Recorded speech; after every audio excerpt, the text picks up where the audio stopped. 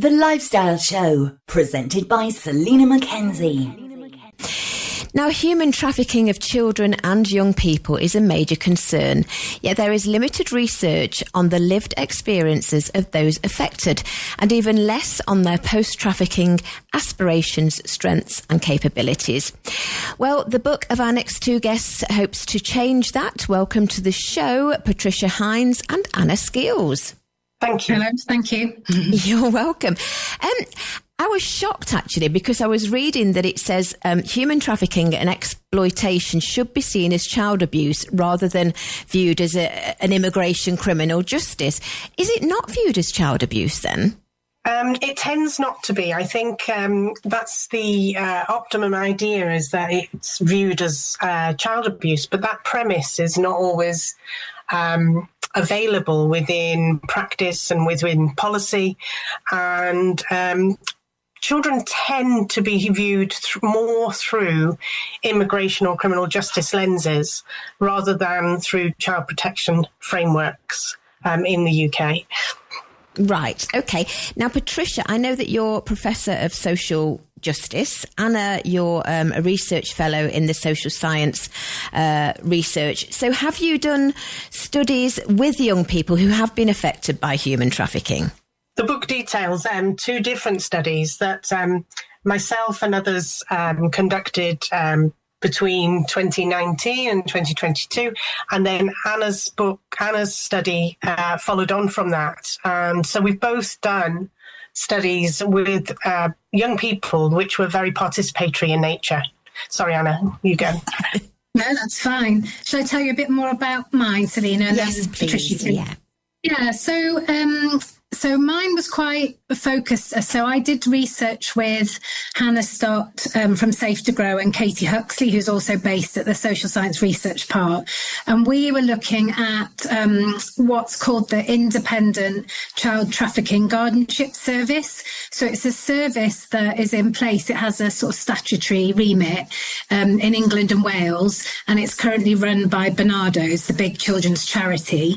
And the idea is that children and young people are given support by independent guardians. So they're there to make sure that they focus on the best interests of those children and young people, that they support them in terms of their recovery from human trafficking, and they connect them into different areas of sort of services and meeting their rights. So we were doing research with young people who were supported by that service to find out what were the most important outcomes for them and their lives. Yeah, it sounds like, I mean, it's obviously centred around children's rights, and they should have rights.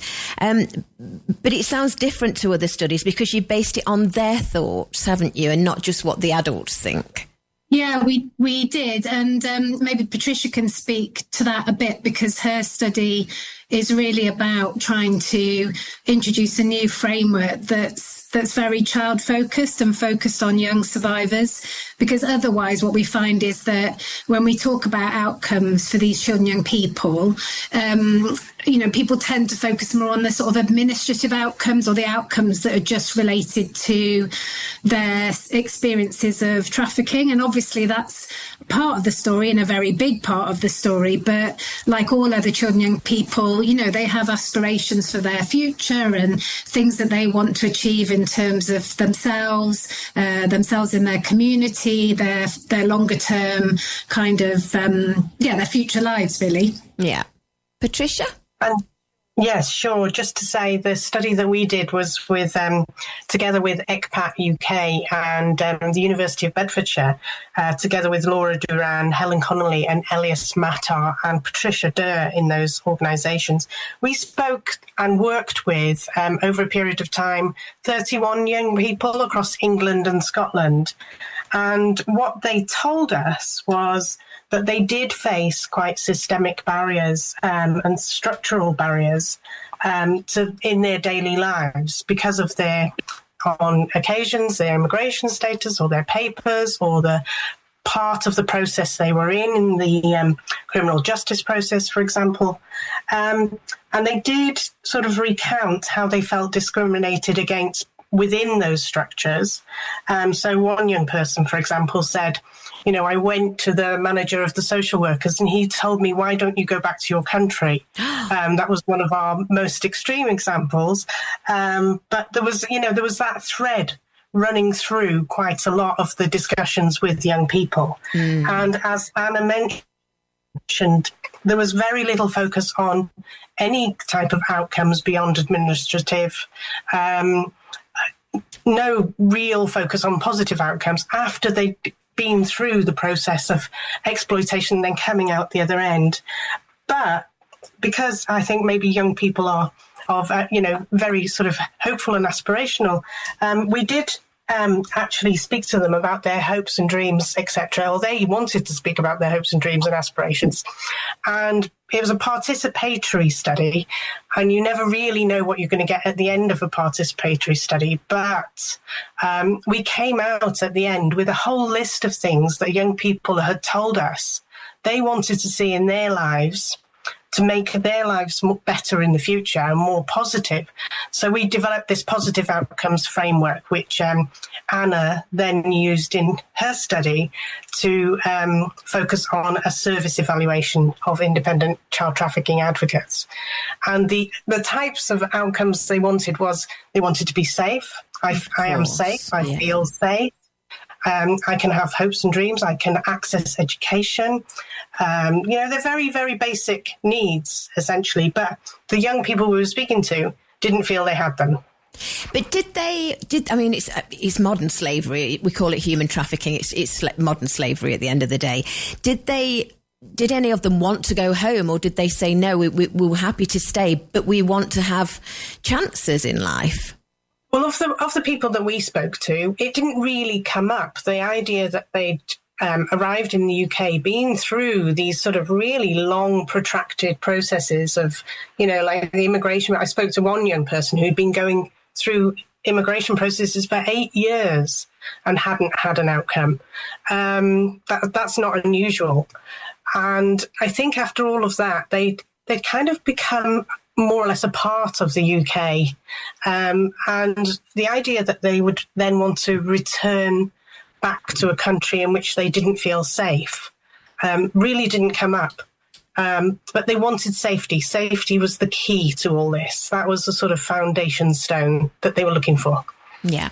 And you mentioned Laura Durán. She's the third author. She can't make it today, but she's written the book with you ladies. Yes, and she works for ECPAT UK, which stands for Every Child Protected Against Trafficking. It's an international network, but they also have a UK office. And is this, it's shocking, but is this big business, because I suppose it is business in the UK, and is it growing? Well, if you look at the figures for 2024, for the whole of 2024, the number of people referred into a national referral mechanism, which the UK has as its sort of centre of statistical collection and onward delivery of services, we had just over 17,000 No, hold on, sorry. 19,000, that was the year before 17. 19,000 total referrals during just 2024, which was 13% up from the previous year. And of those, the children came in just under 6,000 children. So that's children from the UK, that's children from a range of other countries such as Vietnam, Sudan, Eritrea. So it's really sort of, quite alarming that there's around 6,000 children a year being referred into this mechanism, and they are only the people who are identified as trafficked. Yes, that's the problem. There's many we don't know about, I guess. And Anna, what's the answer? I mean, do you hope that your book will help guide policymakers, or local authorities, practitioners, etc.? Yeah, definitely. So, and it is. So obviously, we've both done these different pieces of research, but we're we're very committed to research that makes a difference in terms of policy and practice. So, one of the sort of strong messages coming out from both our studies was that these independent guardians really made a difference to those children, young people that we talked to who'd been supported by them, and that, these were often really key sort of trusted adults for them, in some cases the only trusted adult that they had in their lives, and sort of connected them up to services, help them to access their rights, just very important for their recovery. So that's a key message, I guess, that goes back to Bernardo's, who runs this service for children and people, but also to the Home Office, the UK government, to local authorities, that really this is something that we need to be sustained and sort of further rolled out, so it's across England and Wales in full. And there are equivalents in Scotland and Northern Ireland. There's a recent piece of research on Northern Ireland as well. That's quite key for us. But, there are other sort of messages like around, this positive outcomes framework that Patricia's developed, and trying to get away from these very sort of dark sort of images, whether that's visual images or kind of written pieces about these children, young people, because obviously they have had very tragic and damaging experiences, and their protection needs have not been met. But as you said, our focus is to look forward with them, to listen to them about what they want for their futures, and we're trying to kind of shift the narrative towards that, really, and that includes in policy and practice. And do they have access to psychologists and counsellors to help them with what they've been through? So part of with the ICTIG service, so the independent guardians would provide, I guess, a sort of fundamental level of attention to their well-being, and their ability to access different opportunities and different activities. So, just thinking generally about the kind of day-to-day, but then they'd also be connected up to, appropriate mental health services as well, depending on, the degree of trauma that they've experienced and what their different needs are. So those things would kind of run in parallel. And Patricia, I suppose it's got to become easier for these human traffickers because of the technology we've got now. They can lure children in and young people with social media. I think it's really interesting, and social media is definitely a part of that we know very little about, actually, what happens in terms of social media and recruitment. I think the facilitation of trafficking depends on unregulated spaces. So I think, the more that we can do to sort of tighten up those spaces, the better, especially online issues around exploitation. But I think exploitation more generally, we need to understand it better in terms of children. I think there's been a lot of focus on adults, and the children coming with adults as dependents have really not been sort of understood very well. British children, the issues around British children are not understood very well. And I think there just needs to be a lot more richer and deeper understanding about why this happens in the first place, looking upstream, and then what we can do about it once we know the situations. Why is it? Am I right that it's a business? Why are these people trafficked? Well, sometimes it's a business. Sometimes it can be more ad hoc and sort of opportunistic, that children, move into sort of the cracks of that happen within disruption in their lives. Sometimes children are targeted, but quite often it's based on children's parents sending their children out of love, thinking they will have a better place and a better access to education and better access to services and just a better life. But then it goes wrong in the process. Yeah. So I guess that's the problem, because the parents have consented, haven't they? And then when they get there and it's not, they were actually coerced or manipulated into it. But I suppose, what does the UN think? That they consented to coming over, or their parents did? Well, sometimes they've consented, but sometimes they haven't. Right. And okay. sometimes they may even be a part of that. So it's a really complicated area. And I guess the UN, there's a couple of special rapporteurs who work directly on this within the UN, and they put their reports before the council each year. And I think Anna was also going to say something about that.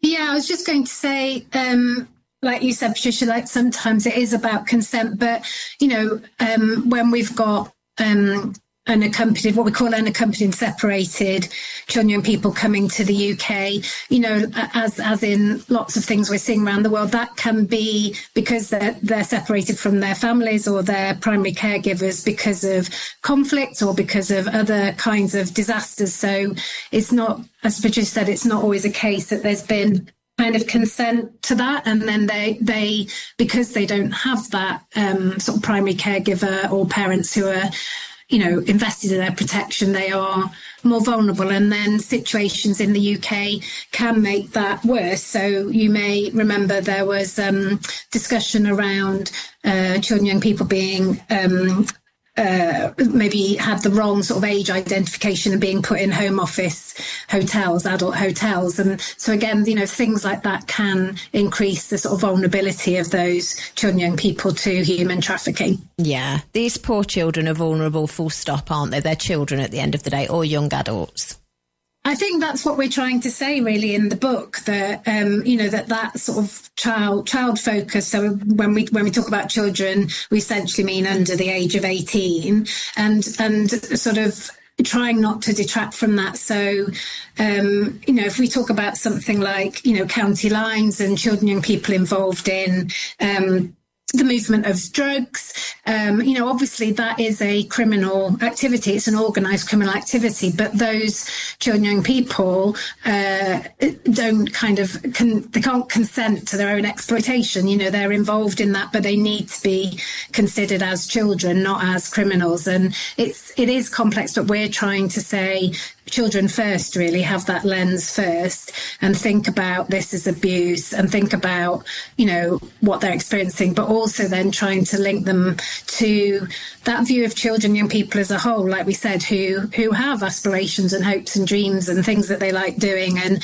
just trying to kind of get that more kind of positive focus on their futures. Because if we don't talk about that, then it means that there aren't opportunities for that.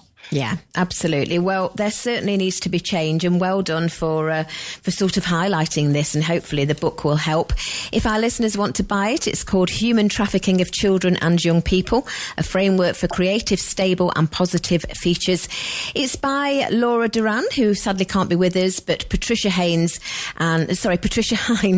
and Anna Skeels are here now, and they are two of the other authors. As I say, keep up the good work. Thank you for telling us a little about it, and great to meet you both. Thank you very much. Thank you. Have a lovely day. Bye bye.